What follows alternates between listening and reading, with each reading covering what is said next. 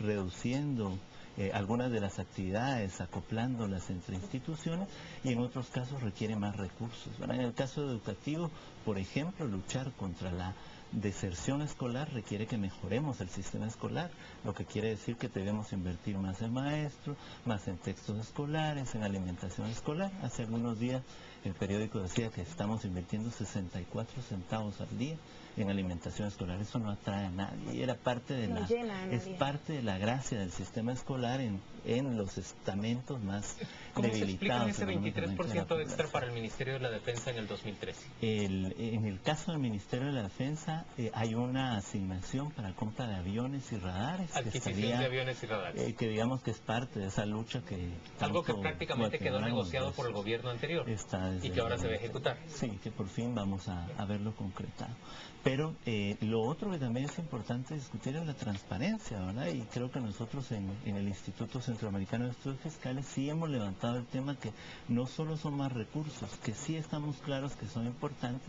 Yo disiento aquí del colega, porque países como Panamá en los indicadores de Doing Business resultan ser países muy engorrosos en términos de qué hacer para poder quedar bien con la administración tributaria, pero aún así es un país que está creciendo 7% al año, ¿verdad? Entonces, pero la carga tributaria de Panamá es superior a la nuestra. Ya va a ser superior, en un par de años seguro que nos supera.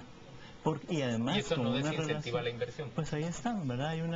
Hay una inversión tanto pública relativamente grande, quizá no muy transparente, y a la par... Quizá no muy transparente, Panamá no bastante nada transparente.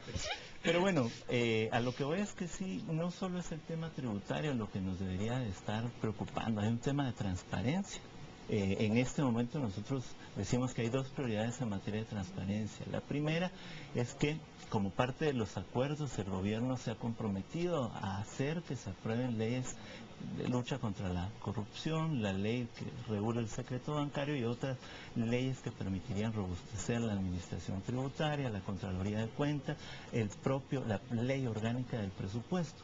Hoy, cada año, cuando se negocian los presupuestos en el Congreso, hay que negociar también las normas de transparencia, cuando eso debería de ser algo parte de las reglas del juego. Y adicional a esto, las discusiones en la Comisión de Finanzas y Moneda del Congreso de la República deberían de ser abiertas para que todos los ciudadanos tengamos la plena certeza que los diputados no negocian para su bien particular, sino para el bien de la sociedad. A ver, ahí hay un elemento importante. Este año los diputados han decidido que prefieren no recibir esa incesante romería de organizaciones no gubernamentales que suele llegar al legislativo para pedir que les asignen un pedacito del presupuesto para sus respectivas obras, y dicen que todas deben haber pasado ya por los ministerios y que los ministerios deben trasladar vía el proyecto que el Ejecutivo presenta, pues esas demandas para distintas ONGs. ¿Eso es más o menos positivo este año en comparación con los anteriores? Todo depende. Es que vemos todos los años que hacen cola, incluso, ahí en el Congreso. ¿De qué depende? No veremos eso. Digamos, dentro del presupuesto tenemos que ver que la función de un organismo legislativo, por naturaleza, por creación histórica, ha sido establecerle al Ejecutivo en qué puede gastar el dinero y establecerle al Ejecutivo los parámetros para ese gasto. Y del otro lado, dar el consentimiento en cuanto a los ciudadanos del pago de los tributos para financiar esos presupuestos. Al final del ejercicio debería de ser la fiscalización del ejercicio y demás. Entonces, evidentemente, quien solicita el gasto al Congreso debe ser el Ejecutivo. Porque es el cuentadante.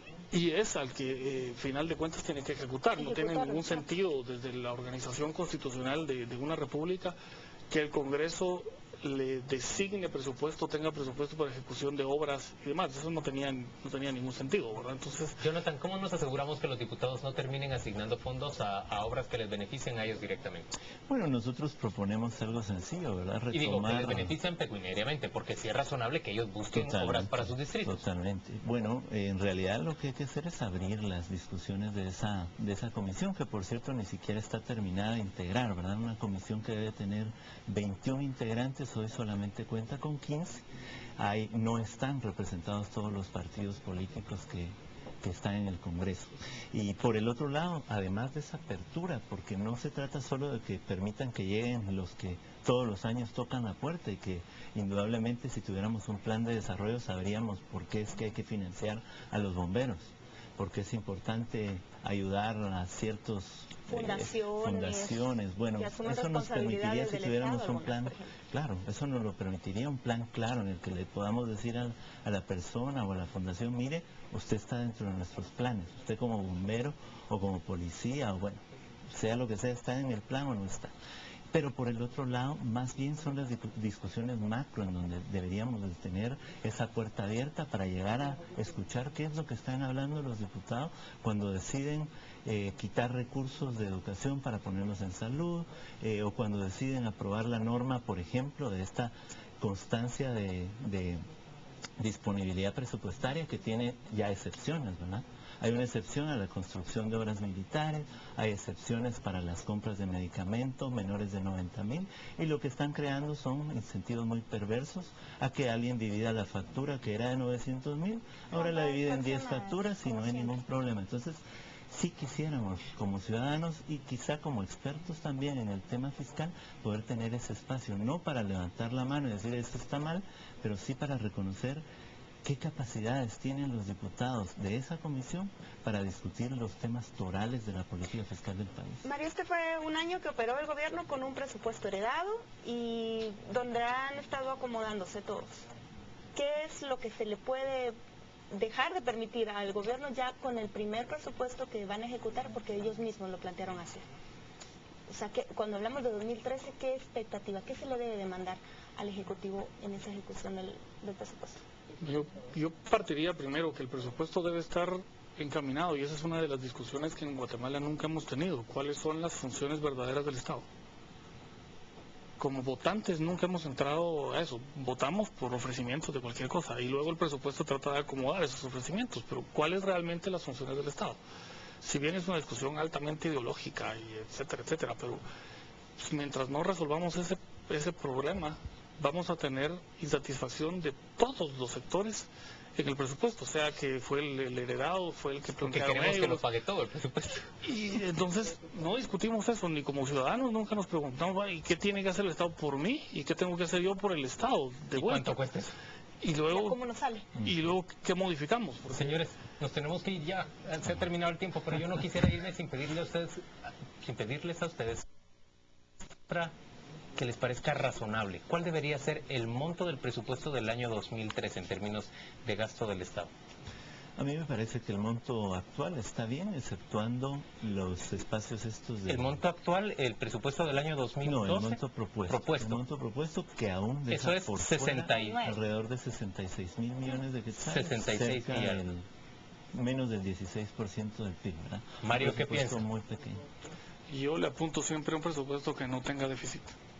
Pero entonces me estás hablando de un presupuesto de 60 o de 59. En este caso, el presupuesto tiene desfinanciamiento de 2.2% del PIB. Quitemos eso y ahí estamos hablando de ese número. No sé exactamente por dónde estamos. ¿En cuánto sale? ¿46 aproximadamente? 47, por ejemplo. 47, 48 millones. 50,000. Muy bien, señores, gracias a ambos por acompañarnos a las 8:45. Vamos a la pausa, volvemos dentro de muy poco.